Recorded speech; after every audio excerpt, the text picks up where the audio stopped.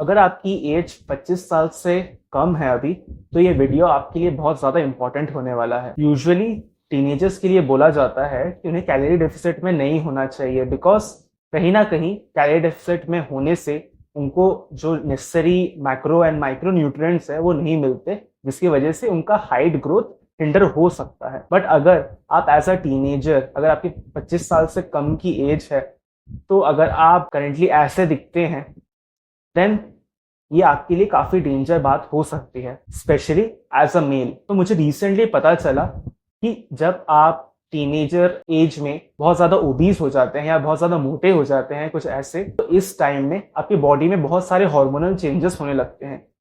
And as you know, body में खास करके मेल्स में पाया जाता है टेस्टोस्टेरोन, जो एक मैस्कुलिन हार्मोन होता है। ज्यादा ओबीज होने की वजह से बॉडी टेस्टोस्टेरोन को कन्वर्ट करना शुरू कर देता है एस्ट्रोजन में। एंड इस एंटायर प्रोसेस को अगर हम टेक्निकल टर्म्स में नाम दें तो एरोमाटेज कन्वर्जन बोलते हैं ना। ये पर्टिकुलर कन्वर्जन इतना डेंजरस इसलिए है क्योंकि अगर एज अ मेल आपका टेस्टोस्टेरोन, जो कि बहुत एक इंपॉर्टेंट हार्मोन है, अगर वो धीरे धीरे एस्ट्रोजन में कन्वर्ट होने लगेगा, तो जिसकी वजह से आप अपने खुद के मैस्कुलिन फीचर्स को गंवाना शुरू करेंगे। मैं अपना खुद का पर्सनल एग्जाम्पल देके बताता हूँ। जब मैं 19 से 20 साल का था, तब मैं कुछ ऐसा दिखा करता था। अगर आप फोटो में ध्यान से देखेंगे तो मेरा एंटायर फिजिक, मेरा बॉडी फ्रेम एक मेल से रिसेंबल नहीं करता है। ये more of a female features की इसमें आता है। जैसे कि फीमेल्स का हिप वाइडर होता है एंड चेस्ट फैट फीमेल्स का ज्यादा होता है। फीमेल्स का सबसे ज्यादा प्रोमिनेंट ये चीज होता है कि उनका जो शोल्डर लेंथ है उनके वेस्ट लेंथ से थोड़ा नैरो होता है। मेल्स में ये देखा जाता है कि उनके शोल्डर का लेंथ उनके वेस्ट के लेंथ से बहुत ज्यादा वाइड होता है। अगर आप खुद ही नोटिस करोगे कि अगर चाहे किसी इंसान का मसल्स हो या ना हो, अगर उसके शोल्डर का लेंथ बहुत ज्यादा है इन कंपैरिजन टू उसके वेस्ट के लेंथ से, तो ऑटोमेटिकली उसको एक मैस्कुलिन लुक प्रोवाइड करता है। एंड टीनेज जैसे क्रूशियल एज में टेस्टोस्टेरोन खो देना बहुत ज्यादा डेंजरस हो सकता है, क्योंकि अगर आप अपने बॉडी की सबसे ज्यादा एक्टिव ग्रोथ स्टेज में ही आप अपना टेस्टोस्टेरोन खो देंगे, जिसकी वजह से एक बार अगर आपका बॉडी फेमिनिन फीचर्स डेवलप करना शुरू कर दिया, तो आगे चल के आपकी लाइफ में आपको वापस उसे रिवर्स करने में बहुत मेहनत लगेगा। एंड कुछ कुछ केसेस में ये चीजें रिवर्स होती भी नहीं है ना। अब हमें जो पता चल गया है कि ज्यादा ओबीस या ज्यादा मोटापे की वजह से हमारा प्रेशियस टेस्टोस्टेरोन एस्ट्रोजन में कन्वर्ट हो रहा है, तो अब जो जितना डैमेज हो चुका है उसको कुछ नहीं कर सकते। बट हम ये जरूर कर सकते हैं कि हम आने वाले डैमेज को रोक सकें और ट्राई कर सकें कि इस चीज को कितना हम रिवर्स कर सकते हैं ना। रिवर्स करने का फर्स्ट स्टेप मैं अपनी ही गलतियों से आपको नोटिफाई करके बताऊंगा कि एक्चुअली में मैंने कौन सी गलतियां की हैं जिसकी वजह से मेरा 19-20 साल में ऐसा कुछ हाल हो गया था ना। फर्स्ट चीज जो मैंने नोटिस किया कि मैं उस टाइम में बहुत ज्यादा कार्ब कंजम्पशन करता था। ऐसे मैं ज्यादा घर का खाना जब खाता था, ऐसे 3 से 4-5 रोटी खा लिया करता था और बहुत ज्यादा राइस खाता था ना। क्योंकि कार्बोहाइड्रेट इटसेल्फ उतना सेशिएटिंग नहीं होता, उसको खाने से और कंज्यूम करने की वजह से एक तो आपको डोपामिन लेवल इंक्रीज हो जाता है और आपको बहुत जल्दी जल्दी भूख लगने लगता है। आप खुद भी नोटिस करोगे, अगर आप दिन में 500 ग्राम राइस खा भी लेते हो तो भी आपको कुछ देर बाद कुछ ना कुछ क्रेविंग होता ही रहता है। इन कंपैरिजन अगर आप 500 ग्राम प्रोटीन कंज्यूम करो, आपको काफी टाइम तक भूख नहीं लगती।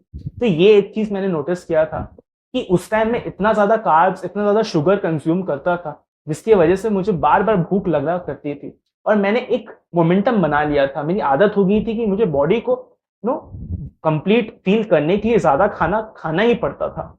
एंड वो मेरी आदत हो गई थी। तो फर्स्ट चीज ये होगा कि आप खुद का शुगर एंड कार्ब्स कंजम्पशन कम करो एंड आपकी बॉडी को आप धीरे धीरे करके ये आदत दिलाओ कि यार नहीं, मुझे कम खाना है। आप अगर खाना कम शुरू करोगे, आज नहीं तो मे बी 1 हफ्ता 2 हफ्ते के बाद बॉडी खुद को अडेप्ट कर लेगा आपके कम खाने वाले डाइट के साथ जीने में। एंड इवेंचुअली आपको ज्यादा भूख भी नहीं लगेगी। एंड इसको करने का सबसे बेस्ट तरीका है एक हाई प्रोटीन डाइट खाने का, एक ज्यादा न्यूट्रिएंट से भरे रिच डाइट खाने का, जैसे कि वेजिटेबल्स हो गया, फ्रूट्स हो गया, हाई प्रोटीन हो गया, चाहे आप वेजिटेरियन सोर्सेज से लो या नॉन वेज सोर्सेज से लो। नेक्स्ट चीज जो मैं अपने 19-20 साल के एज में किया करता था वो था lack of any kind of physical activity. मैं ना किसी स्पोर्ट्स में पार्टिसिपेट करता था, ना किसी स्कूल इवेंट में पार्टिसिपेट करता था, और ना ही मैं फिजिकली एक्टिव था, चाहे वो कार्डियो को हो गया या वेट ट्रेनिंग हो गया ना। अगर मैं पीछे जा पाता तो मैं खुद को ये रिकमेंड करता कि चाहे कोई भी फिजिकल एक्टिविटी हो, कोई भी फिजिकल एक्टिविटी मैं शुरू करूँ, चाहे वो रनिंग हो गया या जंपिंग हो गया, क्रिकेट खेलना हो गया, फुटबॉल खेलना हो गया, बास्केटबॉल खेलना हो गया, बैडमिंटन खेलना हो गया, या XYZ कोई भी तरीके का फिजिकल एक्टिविटी करूं एंड ट्राई करूं कि दिन का मेरा ज्यादातर पोर्शन फिजिकल एक्टिविटी में जाए। मगर हाँ, मुझे फिजिकल एक्टिविटी और अपने पढ़ाई को भी मैनेज करना है, अपने वर्क को भी मैनेज करना है। सो मैं ऐसा भी नहीं चाहूंगा कि एकदम ही फिजिकल एक्टिविटी एकदम बढ़ा दूंगा कि मेरा तबीयत खराब होना शुरू हो जाए और मुझे बाकी चीजों के लिए टाइम ना मिले। मैं इतना भी कम नहीं करना है कि आप डेली एक्टिव ही ना रहो, क्योंकि कहीं ना कहीं आपके बॉडी को ग्रो होने के लिए एक तरह का रेजिस्टेंस चाहिए, जो उस टाइम आप कुछ खेल कूद या किसी भी तरीके का फिजिकल एक्टिविटी करके अचीव कर सकते हो। ना थर्ड पॉइंट जो मैं मिस्टेक किया करता था उस टाइम में, वो है घर में काफी ज्यादा बैठना। ना अगेन फिजिकल एक्टिविटी कम है इसका मतलब मैं ज्यादातर टाइम सेडेंटरी लाइफस्टाइल जी रहा हूँ। उस टाइम ये हुआ करता था कि मैं पहले स्कूल से आता था, देन लंच करके फिर ट्यूशन चला जाता था, देन ट्यूशन से आके फिर अगेन घर में बैठ के पढ़ाई करके देन सो जाया करता था। तो यहाँ पे कहीं भी फिजिकल एक्टिविटी नहीं दिख रहा।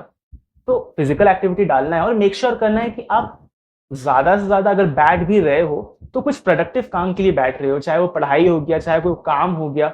उसके अलावा मेक श्योर करो कि आप ज्यादा सेडेंटरी लाइफस्टाइल की तरफ ना जाओ, आप ज्यादा घर पे ना बैठो। ज्यादा बैठने की वजह से, ज्यादा रेस्ट लेने की वजह से बॉडी उसके आदी हो जाता है एंड इवेंचुअली आपको फिर कुछ भी तरीके का फिजिकल एक्टिविटी करने में फिर दिक्कत होता है।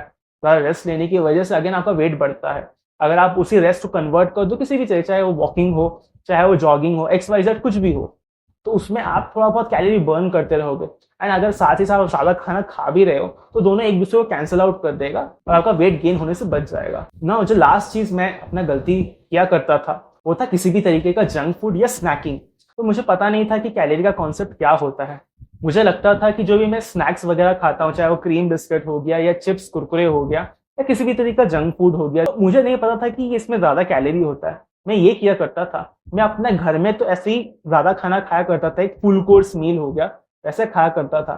एंड उन मील इंटरवल्स में भी मैं बाहर का खाना खाया करता था। फॉर एग्जाम्पल कुरकुरे कभी 2 पैकेट खा लिया, कभी क्रीम बिस्किट 2 से 3 पैकेट ओरियोस खा लिया। तो ये सारी चीजें खाने की वजह से मुझे पता भी नहीं चलता था कि ये मेरे स्नैक्स में ही मैं 8 से 900 कैलोरीज कंज्यूम कर लेता था ऑन टॉप ऑफ जो कि मेरा ऑलरेडी हैवी मील हुआ करता था।